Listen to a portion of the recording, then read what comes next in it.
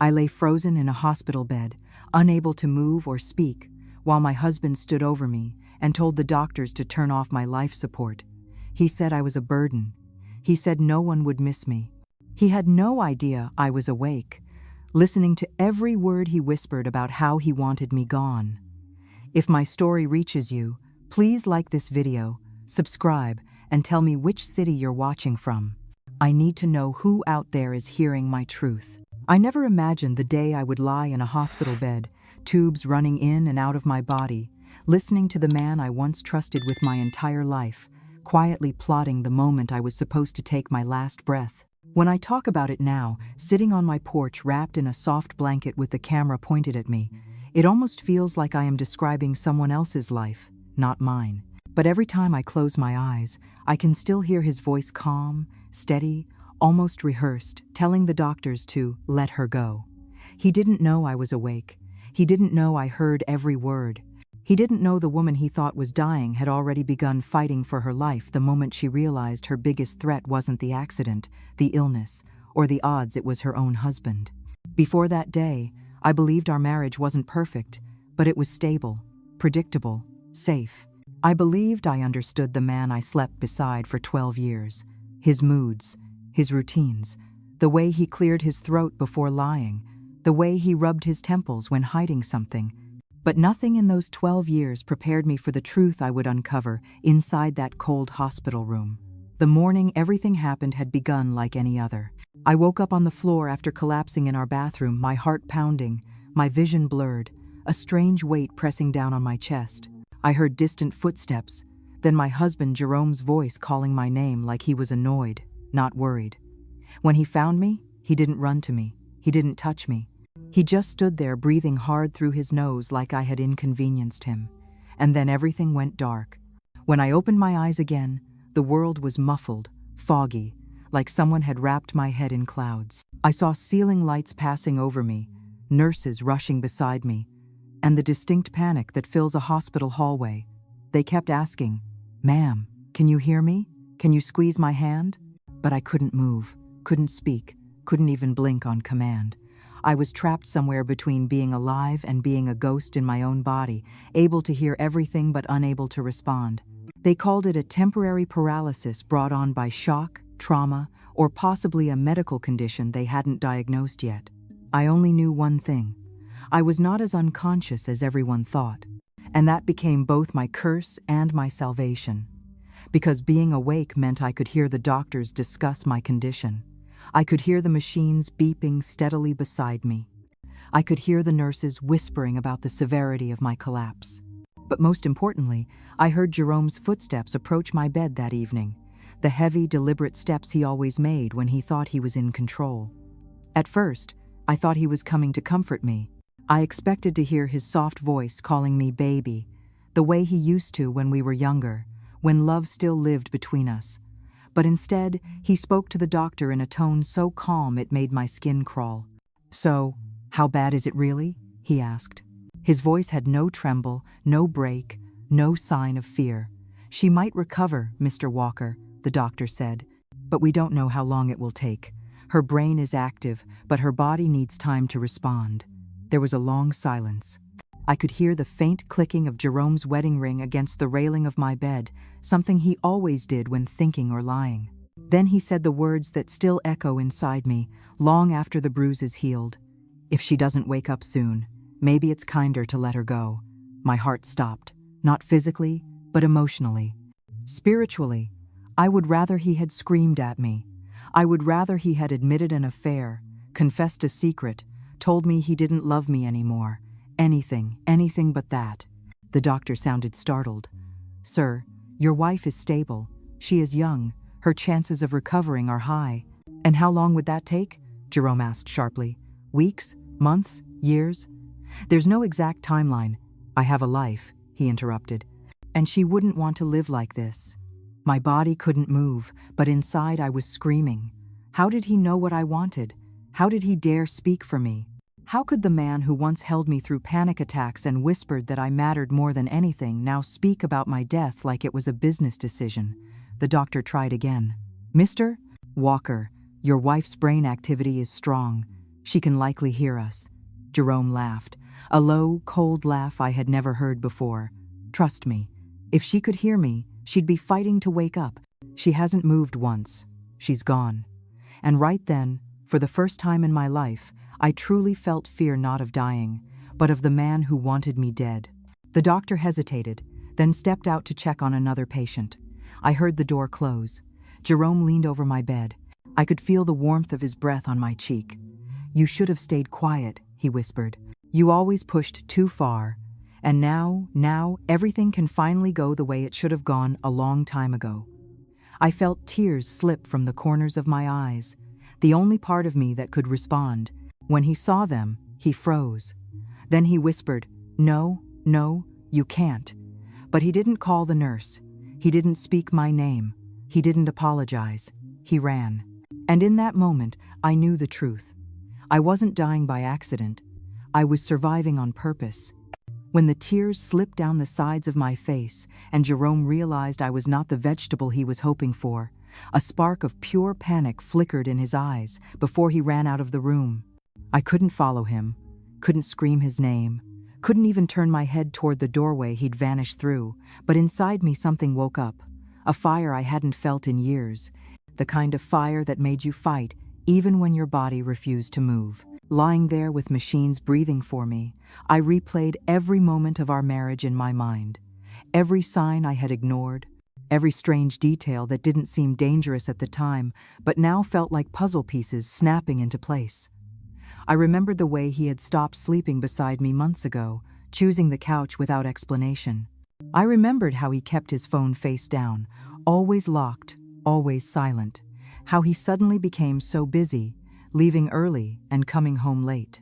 How he stopped touching me entirely.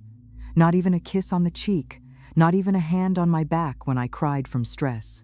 But none of that prepared me for the moment. I learned he wasn't just done with me, he wanted me gone. The doctor returned after checking another patient, and Jerome wasn't with him. I prayed they wouldn't notice the drying tears on my cheeks because I wasn't ready yet. I needed time to learn the truth, time to protect myself, time to understand why the man I married was standing over my body wishing for my death. The doctor leaned over me, adjusting the monitors. "Strong brain activity," he whispered softly. "Don't give up, sweetheart. Your body just needs time." His voice cracked a little, like he had seen too many people fade away before waking up. I wanted to squeeze his hand, to tell him I was here. I could hear him, I was trying. But my body stayed frozen, heavy, like cement pressing down on my bones. When the doctor stepped outside again, I listened for Jerome's footsteps. I listened for the sliding sound of his shoes, the sound I used to recognize instantly when he walked into a room, but instead silence. Hours passed. Nurses came and went, adjusting wires, checking vitals, documenting notes. The sun went down and the hospital lights dimmed, casting long shadows across my room. And then I heard it, his voice, low, angry. Not in my room, but just outside the door. I could tell he was on the phone. I focused everything I had, every ounce of energy, just to hear him clearly. At first I caught fragments. "No, she's not waking up." A pause. "I don't care what they said." Another pause. "I need this done. I need her gone." My heart pounded against my ribs, and for the first time since collapsing, sensation shot down my arm, an electric spark like my muscles were remembering I existed. He continued, "If she wakes up, the whole thing falls apart. I'm not starting over. I'm not losing everything because she had one moment of bad luck." Bad luck. My collapsing in the bathroom was bad luck for him. "Just get the papers ready," he hissed. "Once she's gone, everything comes to me automatically. You told me that. Everything. The house, our accounts, my insurance policy, my business partnership, my name, my life. It all made sense now. He wasn't grieving. He was waiting for a system built on cold paperwork to hand him the life he wanted without me in it." I felt a flicker of heat spread through my chest, a small burst of movement in my fingers, like my body was responding to the rage burning in my mind. But the door opened before I could fully register it, and he walked in. He didn't come close. He didn't touch me. He stood near the foot of the bed with his arms crossed like he was guarding something, not me, but the life he wanted after me. "You should have stayed down," he muttered under his breath, thinking I couldn't hear him. "You always make everything harder." I had never hated anyone in my life. I had been angry, hurt, betrayed, but never hateful. Until that moment. His phone buzzed and he stepped into the hallway again. I used those seconds to test my fingers. One twitched. A millimeter. Barely noticeable. But it was something. And something meant hope. When he returned, he didn't say a word. Not even a fake baby. Not even a pretend sigh of worry. He just sat in the visitor chair with his phone lighting his face, scrolling casually, as if waiting for a table at a restaurant, instead of waiting for his wife to die. Minutes later, a nurse stepped in, a kind woman with soft brown eyes and a warm voice. "Visiting hours are ending," she said. "You can stay if you want, but she needs rest." He smiled, polite, practiced. "Of course, I'll head home." He kissed 2 fingers and pressed them against my forehead, an act of affection for the nurse to see, not for me. If I could move, I would have flinched. When he left, the nurse checked my vitals again. Then she paused. She leaned closer. "Ma'am," she whispered, "I need you to fight. I know you're in there. I saw your fingers move." My heart nearly stopped. Someone knew. Someone believed in me. My tears returned. This time she noticed. She froze, then whispered, "Oh my God, you can hear me." And that was the moment everything shifted. When the nurse whispered that she knew I could hear her, something inside me cracked open like light, pushing through a shattered window. For the first time since collapsing, I didn't feel trapped. I didn't feel alone. I didn't feel like a ghost floating inside a dying body. I felt seen, even if I couldn't move more than a twitch. The nurse leaned in closer, watching my eyes the way someone watches the sky for a storm they know is coming. "Blink if you can hear me," she whispered. That was the problem. I couldn't blink on command. My body wouldn't respond. My eyelids felt like they were made of stone. She waited, holding her breath. Then she touched my hand gently. "It's okay if you can't," she said softly. "I'm not going to tell anyone until you're ready. I'm not going to let him rush anything." A wave of relief washed over me so suddenly it almost hurt. Someone was on my side. Someone saw what Jerome was trying to do. Someone would protect me. The nurse, her badge said, Elle Franklin, gave me a small smile before turning away and adjusting the machines, making a show of checking my vitals in case anyone was watching through the door. Then she said something that nearly brought me to tears again. "I'm going to request to be assigned to your room for the next 24 hours. 24 hours. That meant she'd be here when he came back. She'd be here to hear what he said, what he planned, what he whispered when he thought no one else was listening. She'd be here to protect me when I couldn't protect myself."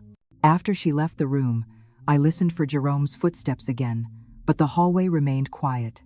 I expected him to return, maybe to check if the doctor had reconsidered, maybe to push the idea of letting me go again, but he didn't. Hours passed. Long, slow hours where the beeping machine next to me was the only sound reminding me I was still alive. And then something unexpected happened. My left foot tingled. It started as a warm pulse, like blood waking up, and then it spread upward, buzzing through my calf. I focused everything I had on that sensation, pushing every thought toward movement.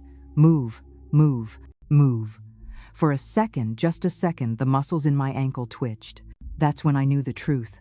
I wasn't just surviving, I was coming back. When Nurse Franklin returned at the start of her night shift, she noticed immediately. Her eyes widened. "You're fighting," she whispered with excitement. "Good. Keep going."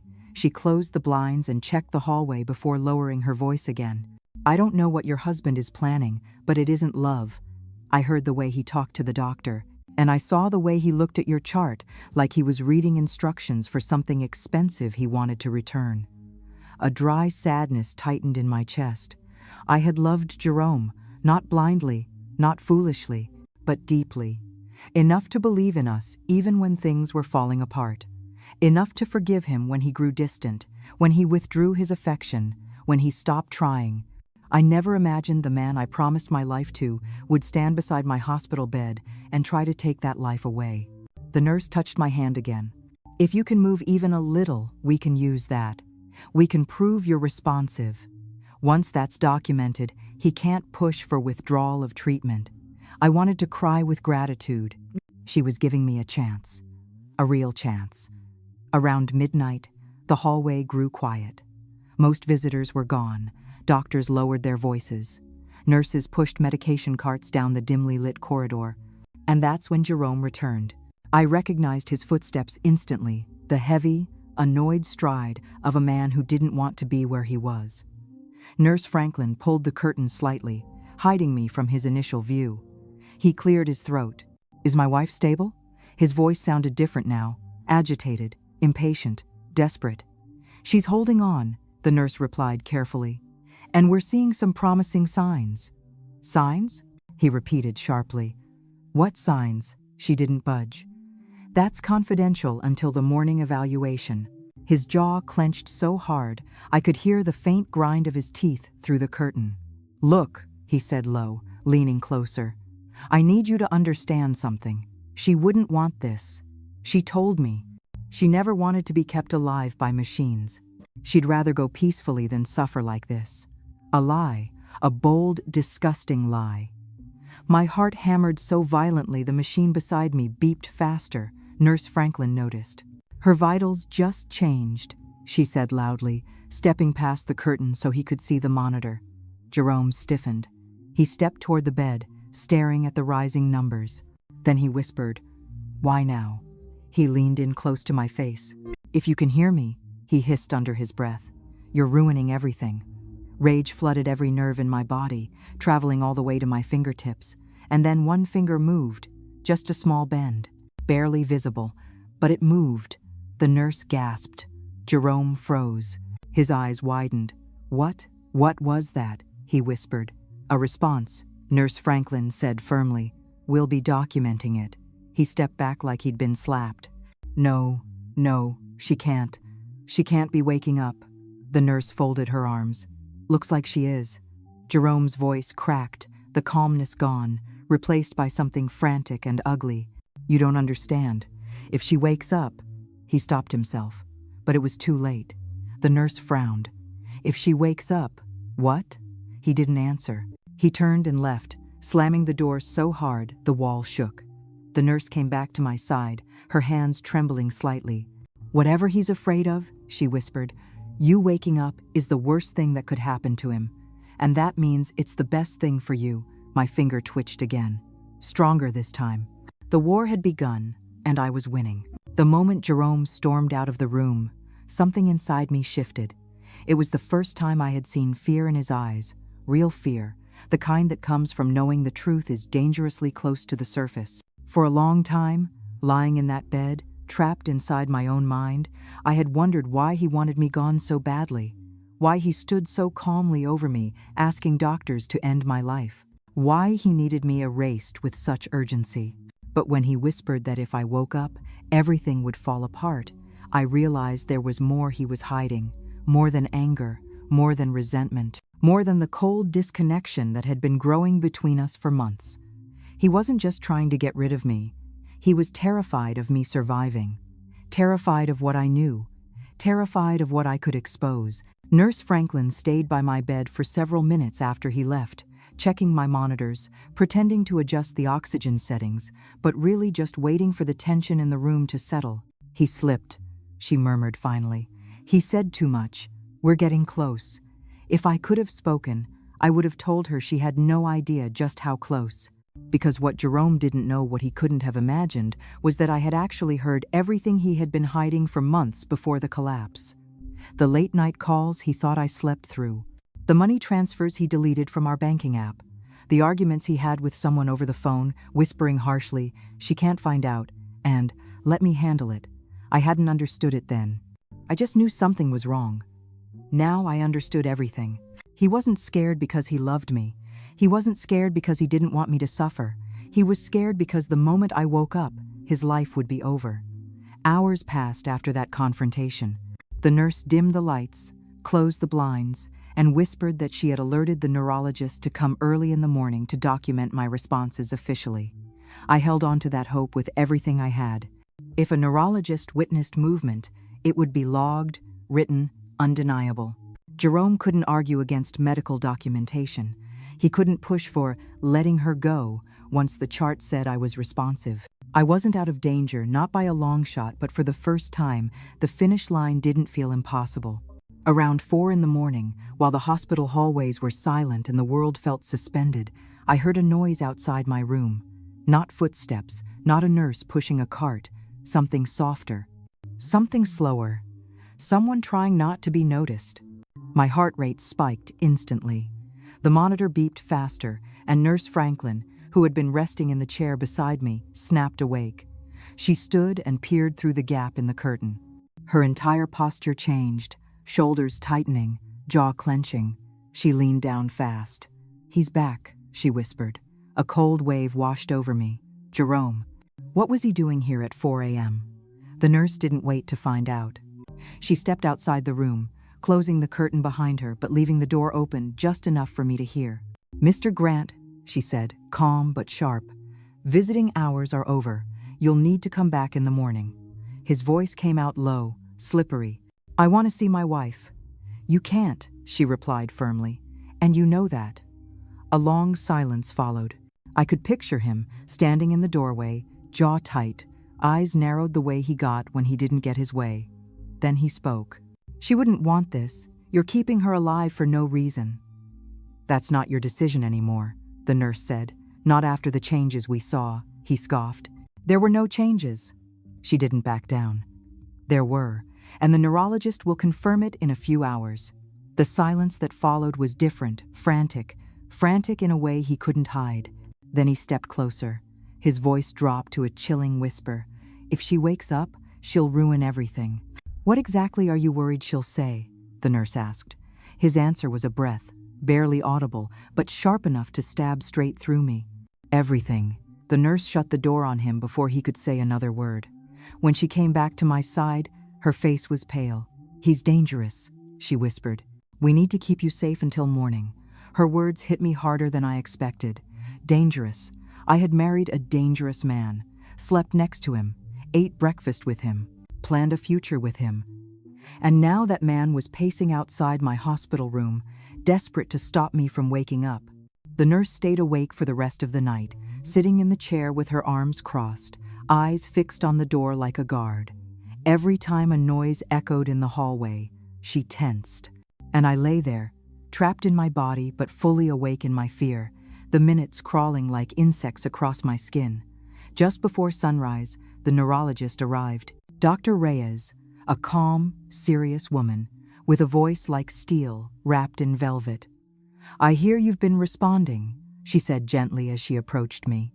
The nurse nodded. Finger movement, twice, and a spike in vitals when Mr. Grant spoke directly to her. Dr. Reyes leaned over me, shining a small light into my eyes. "I'm going to ask you to try something," she said softly. "If you can move your fingers, even a little, do it now."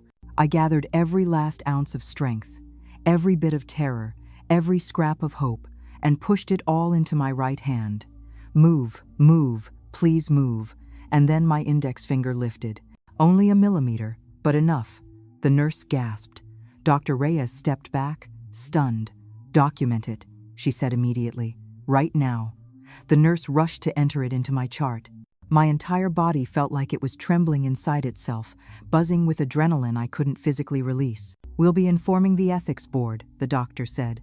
"Your husband won't be allowed to make any decisions about your treatment until further notice." For the first time, I felt a flicker of true safety, a tiny spark of victory. But it wouldn't last, because 20 minutes later, Jerome returned. And this time, he wasn't alone. He walked in like he owned the room, shoulders squared, jaw tight, eyes burning with a fury he was trying and failing to hide. But it wasn't just Jerome this time. A second man followed behind him. I didn't recognize him immediately, but his face carried a familiarity I couldn't place until he stepped into the morning light leaking through the blinds. It was Jerome's cousin, Derek. The same cousin Jerome always swore he barely talked to.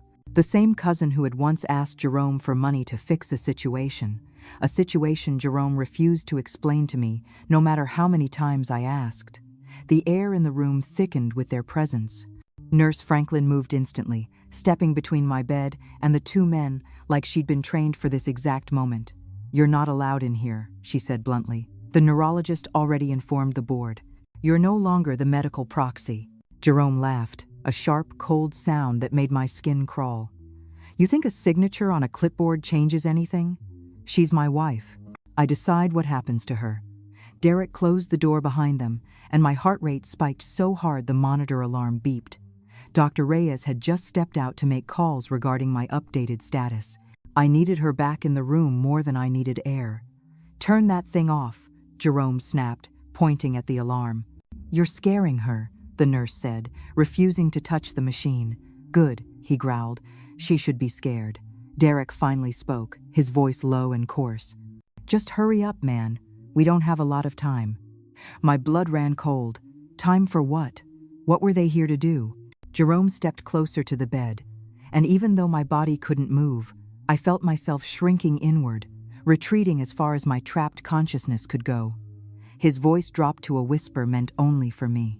"I know you've been responding," he said, eyes narrowed with a venomous intensity. "I know you're waking up, and that is a problem." He leaned closer, so close I could feel the heat of his breath on my cheek. "You were supposed to stay quiet. You were supposed to be gone by now." Nurse Franklin stepped between us again, her voice rising. "Back away from her. Right now." Jerome's face twisted with rage. "Don't you talk to me like you know anything about this."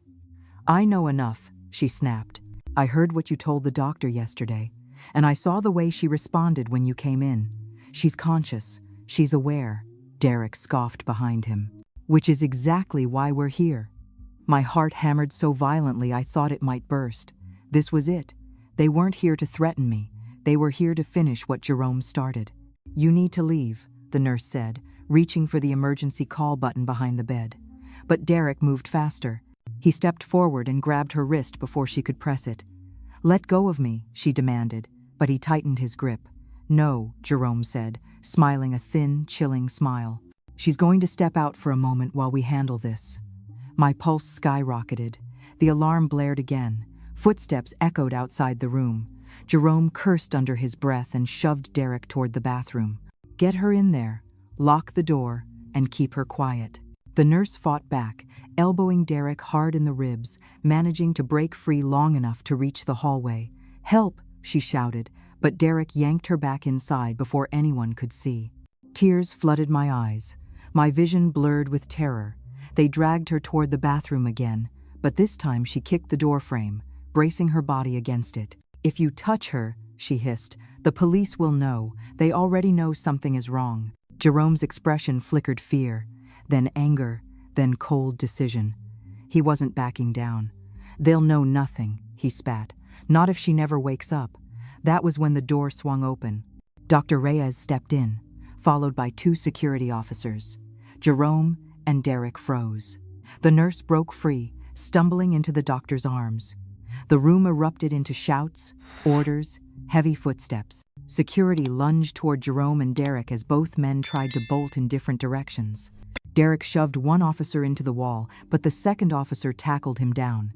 Jerome tried to slip past them, but Dr. Reyes stepped directly into his path. "You go near my patient again," she said with icy calm, "and you won't leave this hospital without handcuffs." He didn't get the chance to respond. Security forced him down, restraining him as he fought like a panicked animal.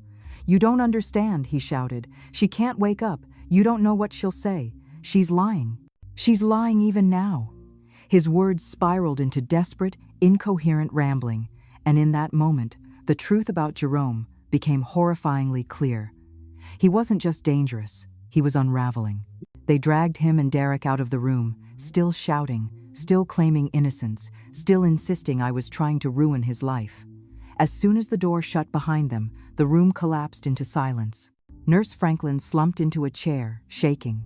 Dr. Reyes pressed a hand over her heart, breath unsteady but controlled. "You're safe now," she said softly, turning to me. "We're calling the police. We're calling your family. And effective immediately, Jerome Grant is banned from this hospital. Permanently." Relief washed over me so violently it almost hurt. For the first time since the night I collapsed, I felt the possibility of a future, a real future one, not controlled by fear or manipulation or the man who had wanted me gone. But even with Jerome out of the room, one truth pulsed in the back of my mind, relentless and sharp. He hadn't acted alone. There was something deeper, darker, tangled in whatever secret he was so desperate to keep buried. And now that he had failed to silence me, I knew he would try again, one way or another. The hospital grew strangely quiet after they dragged Jerome and Derek away, but not the comforting kind of quiet that lets you breathe.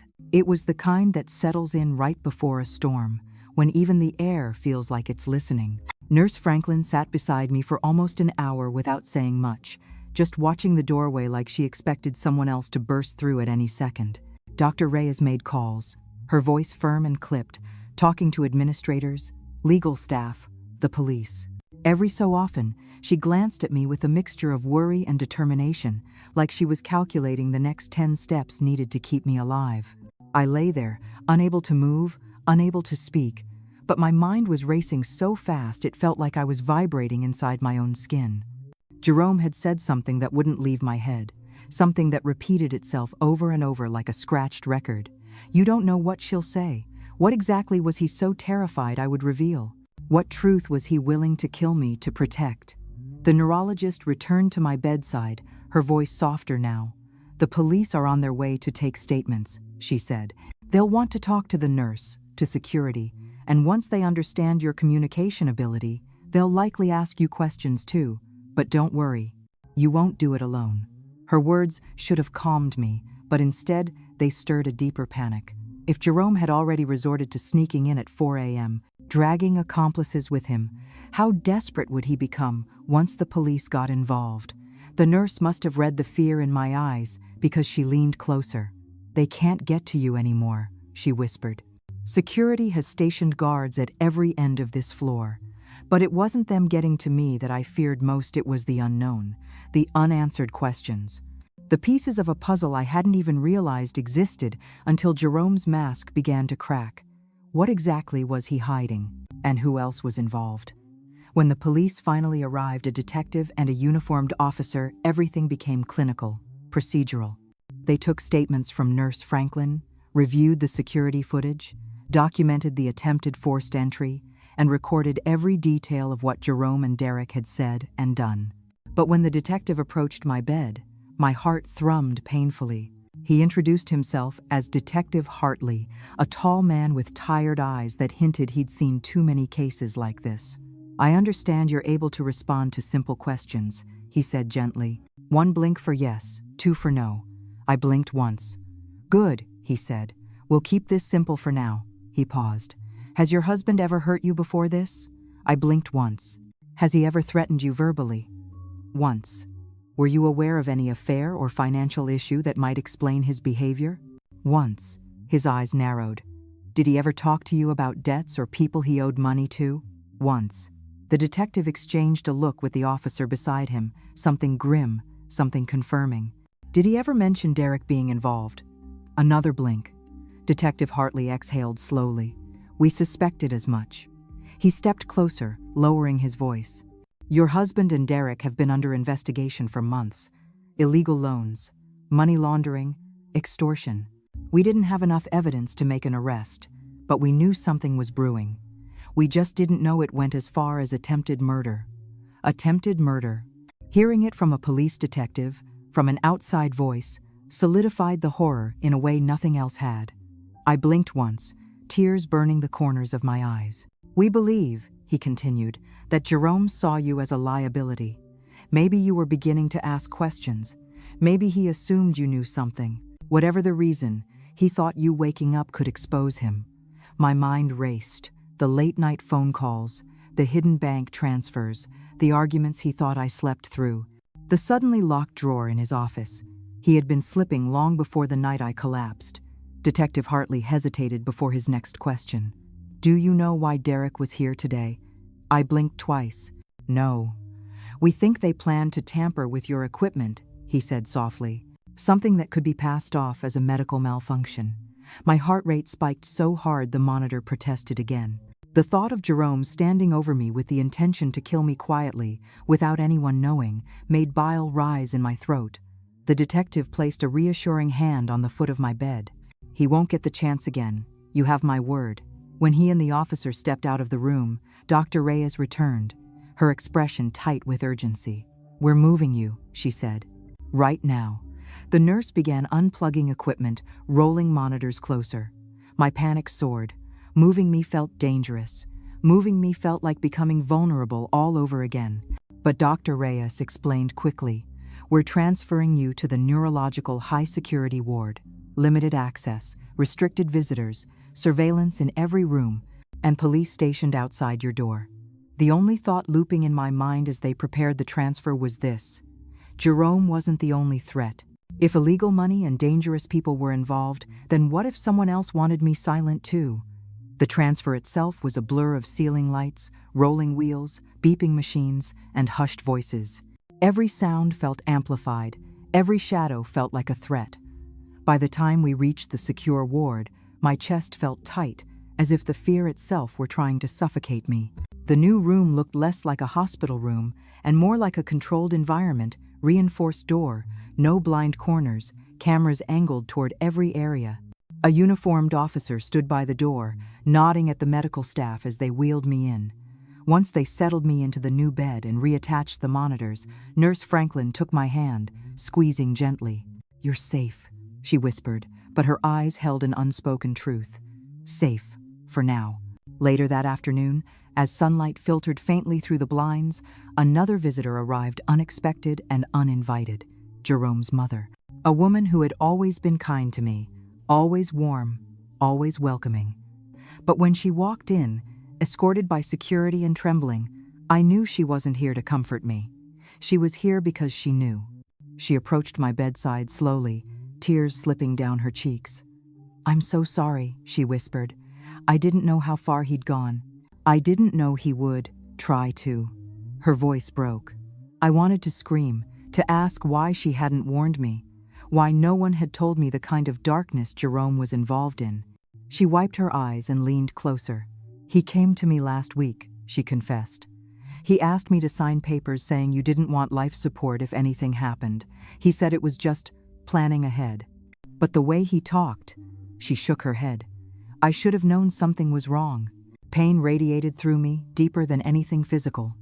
This wasn't just betrayal by a husband.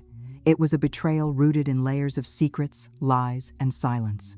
Jerome's mother held my hand carefully. "Whatever he's mixed up in," she whispered, "he's in too deep, and he believes you're the only loose end."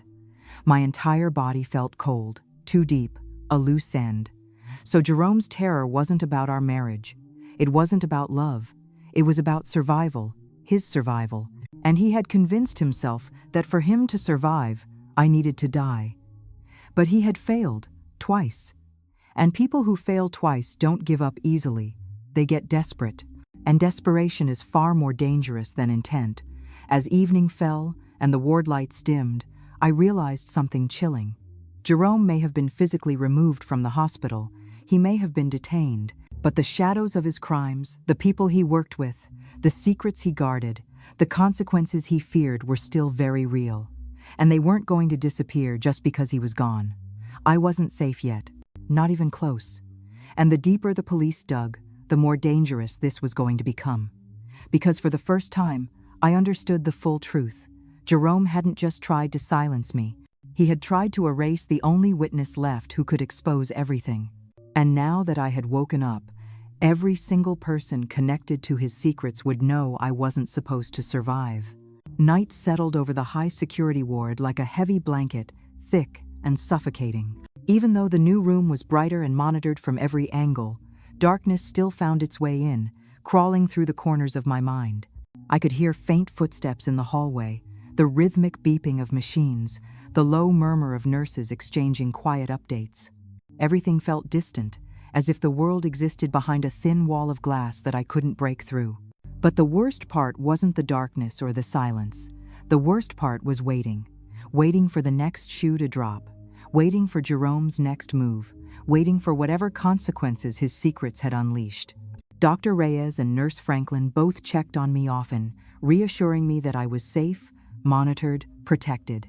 But even they couldn't hide the tension in their shoulders, the exhaustion in their voices, the way they double-checked the door lock every time they entered.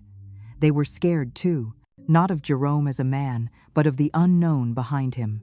The detective returned around 9 p.m., his face grim.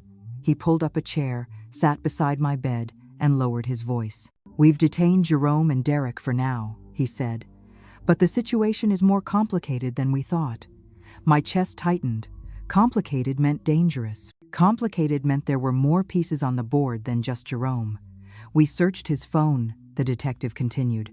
"Found messages that strongly suggest he's been communicating with people connected to loan shark operations and off-the-books gambling rings." My heart thudded painfully.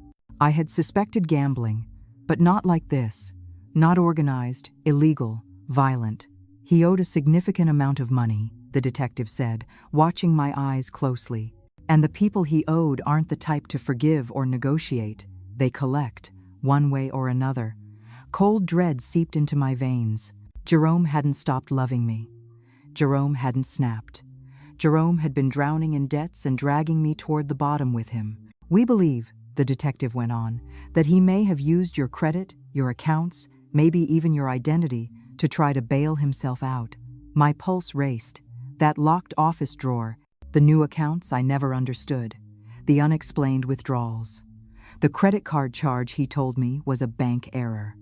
The detective leaned in closer.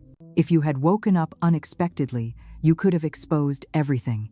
Financial fraud, criminal connections, evidence, witness testimony. Which means you weren't just an inconvenience." His voice hardened. "You were a liability." That word echoed inside me like a scream. Liability, meaning my death wasn't an act of rage or loss of control. It was a calculated decision, a strategy, a solution, a way out. The detective left shortly after, telling me they would assign 2 armed guards outside my door through the night.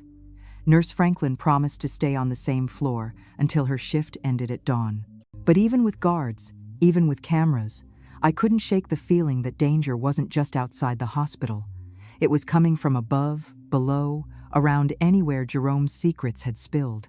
Around midnight, the power flickered. Only for a second, but it was enough to suck the air from the room. The machines recovered quickly.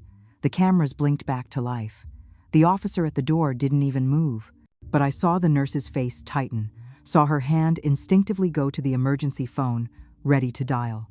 "It's probably nothing," she whispered, though the tremor in her voice said she didn't believe that. I didn't either. My mind spiraled with possibilities. Sabotage. Retaliation. Someone trying to cut the cameras. Someone trying to finish what Jerome started. My breathing turned shallow. My vision blurred. The room suddenly felt too small, too exposed. Around 2 a.m., while the world slept and the hospital grew quiet again, a faint noise drifted through the hallway. Not footsteps, not a cart, a metallic clink, soft, intentional, the kind of sound made by someone who didn't want to be heard. The officer outside my door straightened. He pressed his hand to his holster and leaned slightly into the hallway. "Is someone there?" Silence. The hairs on my arms prickled. The officer stepped farther into the hallway. "Identify yourself," he called out. Another silence, then a voice. "Just maintenance." The officer frowned. "Maintenance doesn't work on this floor overnight." A pause. Too long, too deliberate. "Yeah, well," the voice said. "We had an order." The officer reached for his radio. But he didn't get the chance to speak. A crash erupted from the hallway, sharp and violent, shouting, scuffling, the sound of something slamming into the wall. Nurse Franklin rushed into my room, slammed the door shut, and locked it, her chest rising and falling rapidly. "Stay calm," she whispered, pulling the curtains closed. "Stay very calm." My heart pounded so fast the machine beside me beeped wildly. The lights in the hallway flickered again once, twice, and then steadied. The shouting grew louder, then suddenly stopped. Footsteps approached the door, slow, heavy, intentional. Someone rattled the handle, testing it. A slow, chilling whisper slipped through the crack beneath the door. "You're making this very difficult." My blood froze. That wasn't Jerome. That wasn't a nurse. That wasn't a security guard. That voice belonged to someone else. Someone Jerome owed. Someone who believed silencing me was part of the deal. Someone who intended to finish what he couldn't. The officer shouted down the hall, ordering whoever it was to back away. More footsteps. More shouting. Then the sound of bodies slamming again. The nurse pressed her back against the door, breathing hard, as if her small frame could block out whatever danger lurked on the other side. Minutes felt like hours as chaos erupted outside my room, voices tangled in commands, threats, and the metallic click of weapons being drawn. And through the terror, a single horrifying realization snapped into focus. Jerome hadn't sent them. He didn't need to. The people he owed money to had figured out the truth too. If I woke up, the whole operation could unravel. And whether Jerome was arrested or not didn't matter. They wanted the same thing he did. Me gone. Permanently. I wasn't fighting just my husband anymore. I was fighting the shadow of everything he had dragged into our lives, and those shadows were closing in. Fast. The chaos outside my door stretched on like a nightmare that refused to end, each noise dissolving into the next, until the entire hallway felt like a battlefield. I couldn't see anything, couldn't move, but I could hear everything.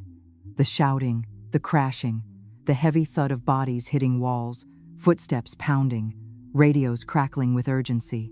Then something else. A sound that didn't belong in a hospital. A low, cold laugh. Whoever had come wasn't afraid. Not of security. Not of consequences. Not of the police.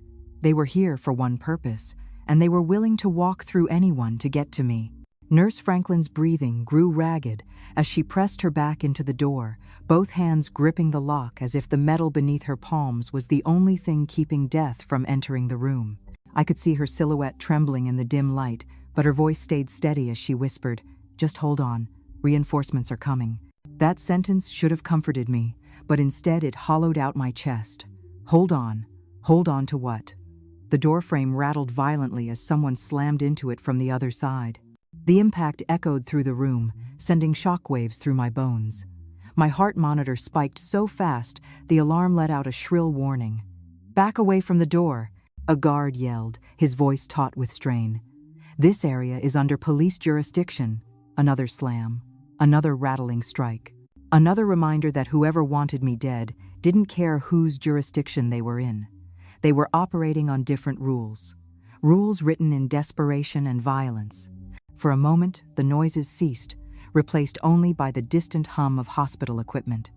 The brief silence felt like a breath held too long, the world bending inward, waiting for the next inevitable explosion. Then I heard it. A single, sharp click, metal against metal, not the crash of a body, not the slam of a fist, a tool. Someone was trying to pick the lock. Nurse Franklin's voice broke. "Oh God." She reached for the emergency phone, but before she could dial, the power flickered again. The screen went dead. The room dropped into a dim emergency glow. Something inside me screamed silently. This was coordinated. This wasn't random. The power flicker earlier hadn't been an accident. They were testing the system, planning, waiting for the moment they could slip through the cracks. A deep voice spoke from the hallway, muffled through the door. "You have 3 seconds to walk away from that handle." The officer didn't respond. The world held its breath. Then came a sound I will never forget. A heavy blow, a grunt of pain, the officer collapsing, the thud of his body. Nurse Franklin gasped, her hand flying to her mouth. Tears stung my eyes. Sweat prickled across my skin. My breathing quickened as panic suffocated me from the inside. The man outside chuckled quietly. "Move." He wasn't talking to me. Someone else was with him. Multiple footsteps shifted outside the room. The lock jiggled again. The nurse pressed her whole body against the door, whispering prayers under her breath, whispering my name like a promise she refused to break. "Stay with me. Stay with me. Please, just stay with me." A heavy crash shook the hinges. Dust drifted from the doorframe. My heart felt like it would burst. Another crash, louder, more forceful. I could hear the screws straining. I could hear the wood splintering. They were going to break through, and there was nothing anyone could do fast enough to stop them. Another slam. The top hinge bent. Nurse Franklin cried out, but didn't move from her position. "You're not touching her," she screamed through the door. Her voice cracked but didn't waver. "Do you hear me? You're not touching her." A laugh answered her, chilling and cruel. "Move or be moved." Before the next strike came, another noise cut through the hallway. Running footsteps. Multiple voices. "Police, drop your weapons." A command barked with lethal authority. The attackers hissed curses under their breath. The hallway erupted, shouting, scuffling, metal hitting the floor, bodies being forced back. For a moment, I couldn't tell who was winning. The sounds blurred into chaos once again. Then something slammed into the door one final time, not to break in, but as someone crashed against it from the outside. The impact jolted Nurse Franklin forward. She stumbled but caught herself.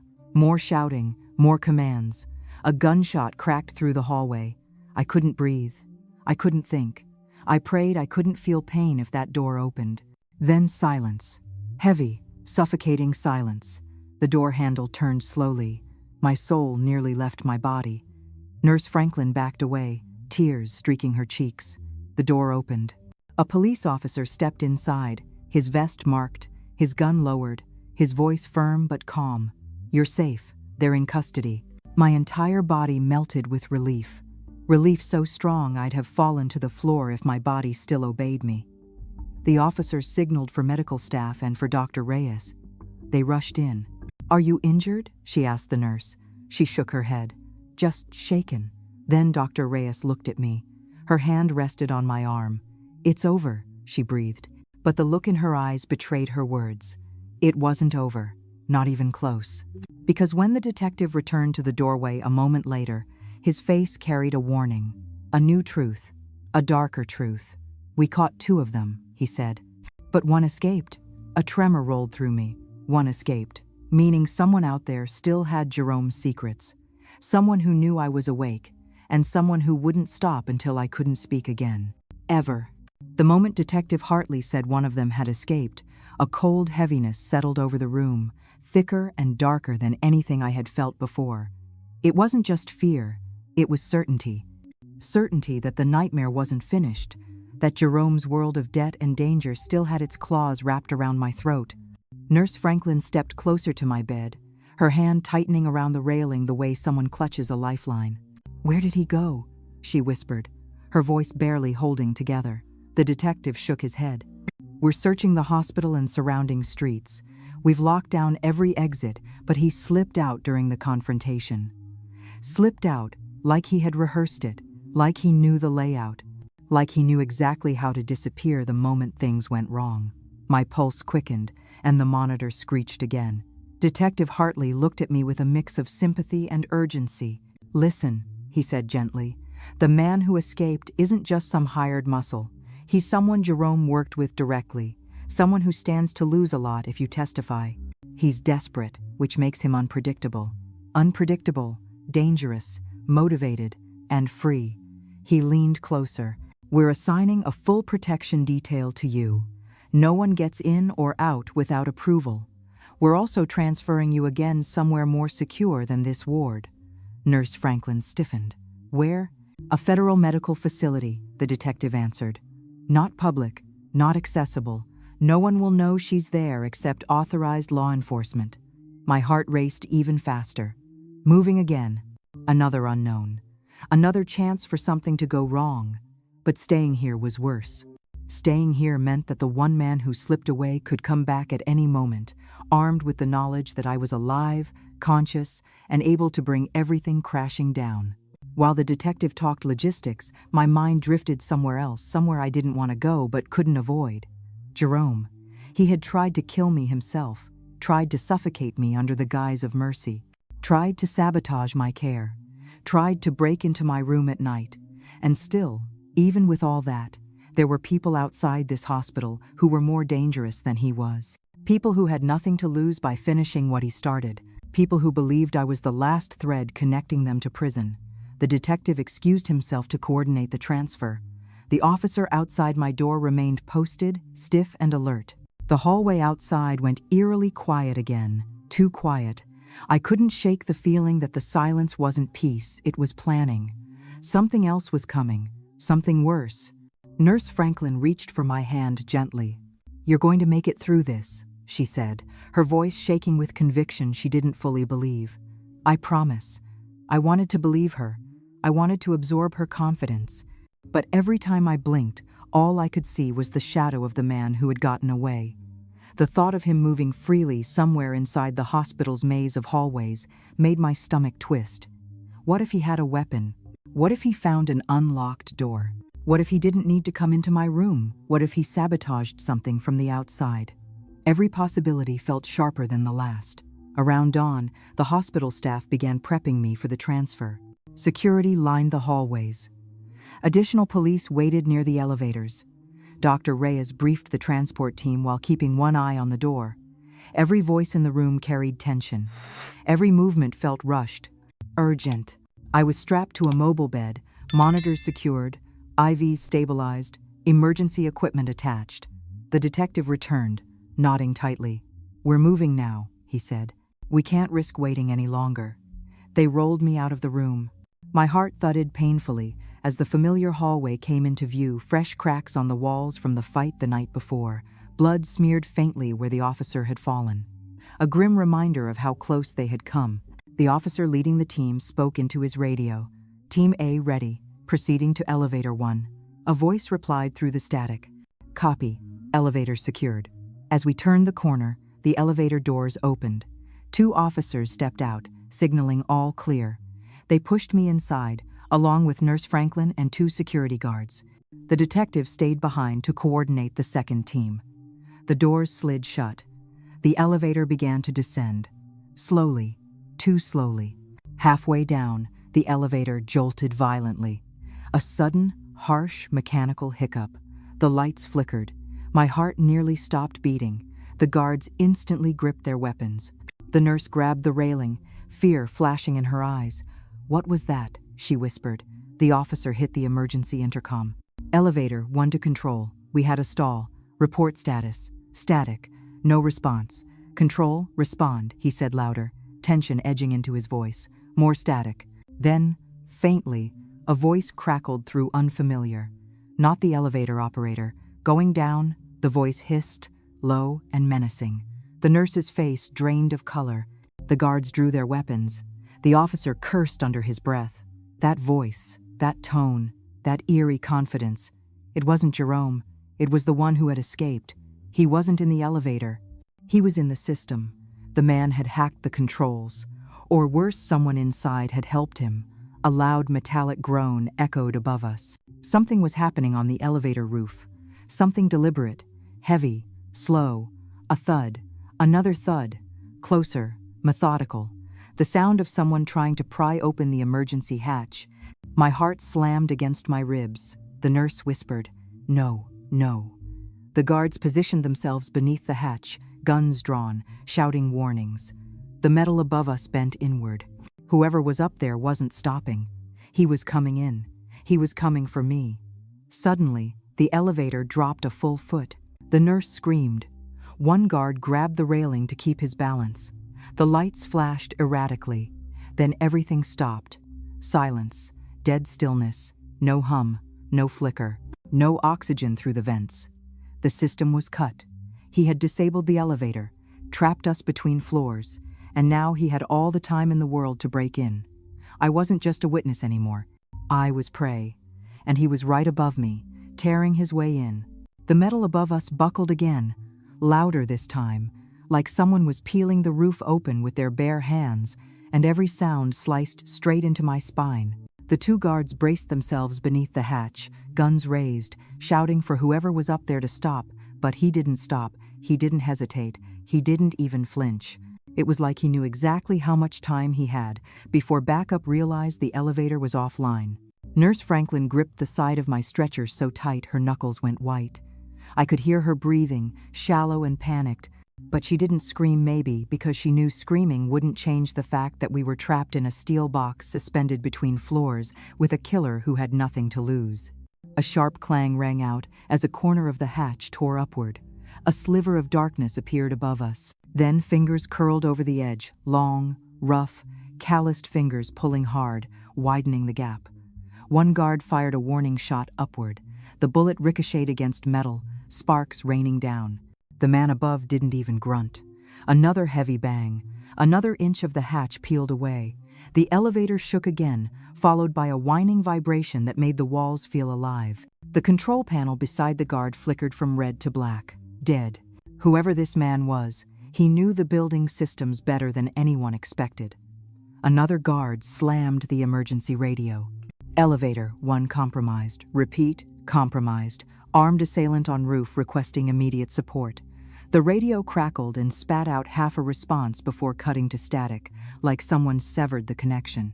My heart hammered so violently that the medical monitor shrieked in a continuous alarm. Nurse Franklin tried to silence it, her hands shaking. "We're sitting ducks," one guard muttered under his breath, and even though he tried to hide it, I could hear the fear inside his voice. The hatch bent inward suddenly half a foot this time, forcing the guards to jump back. A boot came through the opening, kicking down with brutal force. The metal groaned, then the boot disappeared. Silence stretched for 1 long second. 2, 3. Then everything exploded at once. The hatch crashed open fully, dangling by one hinge. A dark figure dropped through like a shadow come alive. The guards fired. He lunged. A single arm shot out, knocking one guard's gun away with terrifying speed, sending it clattering against the elevator wall. The second guard shot again, but he moved too fast. He grabbed the guard's wrist, twisted, and the gun flipped out of his hand. The nurse screamed this time, a raw, involuntary sound, but she didn't run because there was nowhere to run. The assailant wasn't huge, but every movement was precise, methodical, like someone trained not just to fight, but to neutralize. He punched the first guard in the throat, making him collapse to his knees, gasping for air. He slammed the second guard against the wall so hard the entire elevator shook.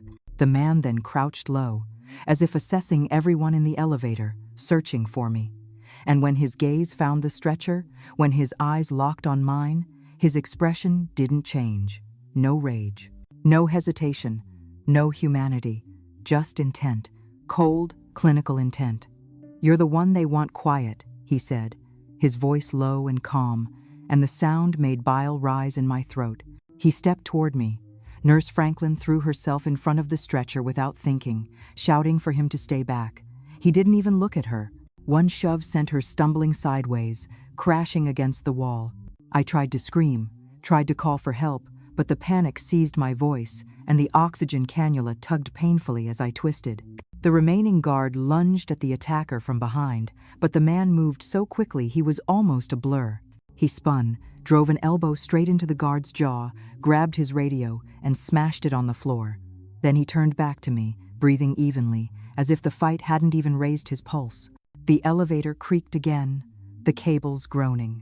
Maybe from the gunshots, maybe from the struggle, maybe because fate was cruel enough to pile every threat together. The attacker stepped closer, pulling something from his jacket pocket, a syringe. Clear liquid inside. My blood froze. He held it up, tapping it lightly with a familiarity that told me he had used syringes not for healing, but for silencing. Forever. "This will be quick," he said, painless, no emotion, just a job, a task, a box to check. I couldn't breathe, couldn't think, couldn't move. The nurse scrambled to her knees, her voice cracking as she shouted, "No, please, she's just—" He cut her off with a raised hand. "Not personal," he approached, lifting my IV line. I felt my chest tighten. This was it. This was how the story was supposed to end. Not in a courtroom, not with justice, but here in a metal coffin. Then everything happened at once. A deafening explosion tore through the air. The elevator jerked violently, and a steel cable snapped with a high-pitched scream. The entire world dropped beneath me. The syringe flew from the man's hand, clattering somewhere near my feet. The killer stumbled, slamming into the wall. The guards, the nurse, everyone fell with the sudden freefall. The elevator was plummeting, fast. The killer scrambled to regain balance, reaching for me again, but the second cable snapped, sending us into an even faster plunge. The wind roared, metal shrieked. The nurse screamed my name, and the killer's hand finally missed. Because gravity tore him backward, away from me, into the opposite wall. The elevator kept dropping, floor after floor after floor. until the only thing left in my mind was one single, piercing thought. If the fall didn't kill us, he would, if he survived the impact. And I had no idea which death was coming first. The elevator smashed into something that wasn't the bottom floor, but felt close enough to tear the breath from my lungs. For a split, shocking moment, everything went silent. No alarms, no screams, no metal shrieking, just impact, crushing, bone-deep impact. My vision exploded into a burst of white light as my body jerked against the stretcher straps. Pain shot through my ribs, my spine, my skull. The world tilted sideways, the elevator now sitting at a grotesque angle, half collapsed against the sides of the shaft. Dust filled the air like chalky fog. I coughed, or maybe just tried to, because breathing felt like trying to inhale shards of glass. Somewhere to my left, Nurse Franklin groaned, the sound faint and ragged. One guard was completely unconscious, sprawled across the floor. The other was pinned beneath a twisted metal panel, barely moving. But the first thought that ripped through my mind wasn't about them. It was about him. The man who had climbed into the elevator. The man with the syringe. The man who wasn't supposed to leave this elevator alive. My gaze darted around, vision swimming. A dark shape lay crumpled near the shattered hatch. His body twisted unnaturally, one arm bent beneath him at an impossible angle. For a hopeful breath, I thought maybe it was over. But hope was dangerous and short-lived, because then he moved, slowly, like something waking up in the dark. He pushed himself up using his good arm, wincing, his jaw clenched in silent fury. Blood dripped from his forehead, but his eyes sharp, cold, unbroken, locked onto me with renewed purpose. He wasn't dead, he wasn't even close, and now he was furious. The elevator groaned again under our weight, dropping another few inches, sending all of us sliding slightly in the tilted cabin. The movement jolted him fully awake. He gripped the railing, gritted his teeth, and began dragging himself toward me, one slow, murderous inch at a time. Panic clawed up my throat. Nurse Franklin managed a whisper, "No, no, no, please." But she was too injured to stand. The pinned guard wheezed something unintelligible. The attacker ignored them all. His gaze was on me. "You don't get to live," he muttered, his voice roughened by pain but still steady. "I finish what I start." My heart pounded so violently it felt like the monitor would explode. I tried to move, to push myself away, but the stretcher straps held me down like restraints. He crawled closer. The elevator shifted again, metal screaming, threatening another fall. I felt the stretcher slide a few inches toward him. He reached the syringe on the floor, fingers trembling as he picked it up. It was bent, but not broken. He flicked it with his thumb, testing the plunger. It still worked. "No!" Nurse Franklin cried, voice cracking. "Please, she didn't do anything." "She exists," he snapped, rage and pain twisting his features. "That's enough." He kept coming, inch by inch. The elevator shook again. A bolt shot from the wall above us, clanging against the floor. If the whole box dropped, none of us would survive. But he didn't care. He only cared about injecting that needle into my IV line. He reached me, his hand wrapped around my wrist, icy cold. He lifted the syringe, aiming it toward the port on my line. And then a roar echoed above us. A violent metallic crash, and the elevator ceiling peeled open again, but not from him, from outside. From rescue teams, a flood of bright light blasted into the cabin, voices shouted down, chains clanked, tools hammered against metal. "Hang on, we're coming in." A uniformed firefighter leaned through the opening, followed by two more. They scanned the scene and froze when they saw the attacker raising a syringe at me. "Drop it," one shouted. "Drop it now," the attacker snarled, gripping my arm tighter. Too late. But he hadn't expected how unstable the elevator was. When he lunged forward to jam the needle into my fore, his weight shifted the cabin again. The elevator dropped another violent 6 inches. He lost his balance and slipped sideways, the syringe popping from his hand and flying across the cabin. A firefighter seized the moment. He dropped through the opening like a hawk. 2 more followed. They hit him like a tidal wave of force. He fought ferociously for someone whose body was half broken, but he was outnumbered. One firefighter twisted his arms behind him. Another pinned his legs. A third cuffed him. They dragged him backward as he thrashed, spitting curses. "You don't understand," he yelled. "You think she's innocent."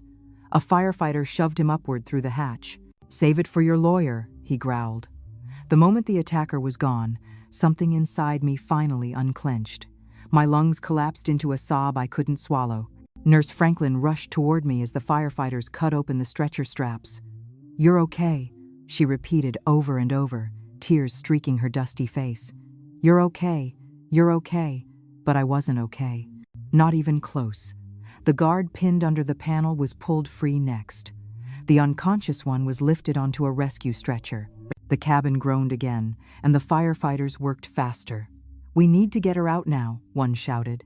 2 firefighters secured me, lifting me carefully through the hatch. The cold air above the shaft felt like salvation against my overheated skin. I emerged into blinding lights, swarming medics, and a line of officers with guns raised, scanning every corner. The killer was held face down on the floor, 2 officers kneeling on his back. Detective Hartley stood over him, jaw tight. His eyes shot toward me the moment I was set onto a gurney. Relief and guilt washed over his features in equal measure. "You're safe now," he said quietly. "He'll never get near you again. I promise." But even then, lying under the harsh lights, oxygen mask pressed to my face, listening to distant echoes of metal groaning inside the shaft, I didn't feel safe. Not because of the man who tried to kill me, but because of the truth he tried to bury. The truth Jerome and his partners didn't want uncovered. The truth someone had almost died to silence. And I knew, with chilling certainty, that surviving the elevator wasn't the end. It was only the beginning of what I had to fight next. The world outside the hospital felt unreal, too bright, too loud, too alive, for someone who had just survived death twice, first by the hands of my husband, then by the man he hired. As they wheeled me toward the ambulance for transfer to the federal facility, everything blurred together. The flashing lights, the officers shouting updates, the killer being dragged away in restraints, Detective Hartley barking orders. But underneath all of it, beneath every sound and movement, a single truth pulsed like a bruise. I wasn't safe because the danger was over. I was safe because the world finally saw what Jerome had done. The federal agents in black jackets escorted me inside the new facility, a quiet, heavily secured medical wing with cameras in every hallway, guards posted at every door. They checked IDs twice, scanned badges, logged every entry and exit. For the first time since waking from the coma, I felt a strange, cautious comfort. Not peace, not yet, but safety. A soft kind of safety that still carried the echo of fear. The next day, Detective Hartley visited. He set a thick folder on my bedside table. "Everything we found," he said. "Financial records, messages, meeting logs. Once you testify, they'll have enough to bring down the whole operation." I looked at the folder like it contained a ghost. Maybe it did. "What happens to him?" I asked quietly. "Jerome." The detective pressed his lips together. "He's facing multiple charges. Attempted murder, conspiracy, insurance fraud, organized crime involvement. He won't see daylight for a long time." A long time. Once, those words would have broken me. Now, they didn't feel long enough. The trial came faster than anyone expected. I testified through a security screen, surrounded by marshals, every breath shaking slightly as I spoke into the microphone. I told the jury how Jerome whispered for the doctors to end my life support, how he sabotaged my feeding tube late at night, how he planned to collect insurance money with a smile, how he stood inches from my hospital bed while I lay paralyzed, fully awake, listening to him wish me gone. When the killer took the stand, bruised and stitched from the elevator crash, he confirmed everything. He didn't protect Jerome anymore. He had no reason to. And when the prosecutor asked him directly if Jerome ordered my death, he looked straight ahead and said, "Yes, twice." The courtroom gasped. Jerome's face twisted, but for the first time, he had nowhere to hide. No lies left, no power left, no more chances. The verdict hit like a final shattering bell, guilty on every count. He didn't look at me as he was taken away, wrists chained, shoulders slumped. Maybe he was ashamed. Or maybe he simply couldn't face the woman he failed to erase. Either way, watching him disappear behind the courtroom doors felt like breathing fully for the first time. Weeks later, They discharged me to a safe house outside the city, a small, quiet home with a wooden porch overlooking a field. The air smelled clean, like pine and summer rain. The kind of air that didn't exist in hospitals or courtrooms or nightmares. I sat on the porch every morning, wrapped in a blanket, healing slowly, physically, mentally, spiritually. The scars were still there, some on my skin, most on my memory. But each day they felt lighter. Each sunrise felt closer to a beginning than an ending. One afternoon, as golden light spilled over the porch steps, I set up my small camera. The red recording light blinked softly. I took a breath that didn't hurt. "If you're listening," I began, my voice steady, for the first time in months. I survived something that was meant to break me. Something that was planned by the person I promised my life to. I looked down at my hands, still healing, still trembling sometimes. My husband tried to end my life support. He thought I was gone. He thought I couldn't hear him. But I did. I heard every word, every whisper, every plan. The wind moved gently across my skin, as if the world itself was listening. I'm telling my story because someone out there is living in silence, afraid to leave, afraid to speak, afraid no one will believe them. My throat tightened. But this time it wasn't fear. It was purpose. I'm here to tell you your voice matters. Your life matters. And sometimes the people who try to silence you are the ones most terrified of what you'll say. A small smile tugged at the corner of my mouth. Soft, real, alive. I survived. You can too. And if my story finds you, wherever you are, I hope it gives you the strength to take one more breath, one more step, one more chance. The sun dipped lower behind me, painting the porch in warm orange. "Thank you for listening," I whispered. "Thank you for letting me be seen." I reached out and stopped the recording. For the first time, the silence around me didn't feel dangerous. It felt like peace. A peace I had earned. A peace no one could take away from me again.